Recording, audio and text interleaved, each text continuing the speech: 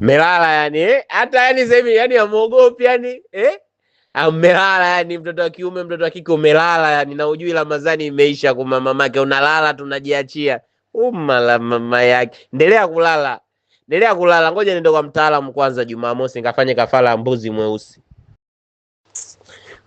Yani leo wanangu, mashabiki zangu,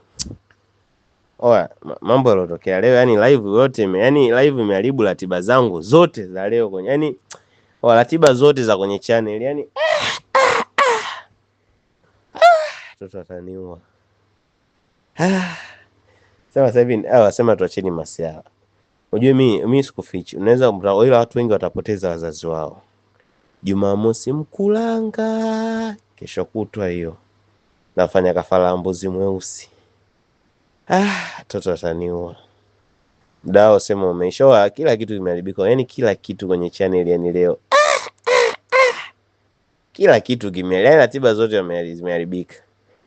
Ila kijaribika kitu. Kuna kitu kinaitwa replacement. Ita replace kesho inshallah. Mama maki.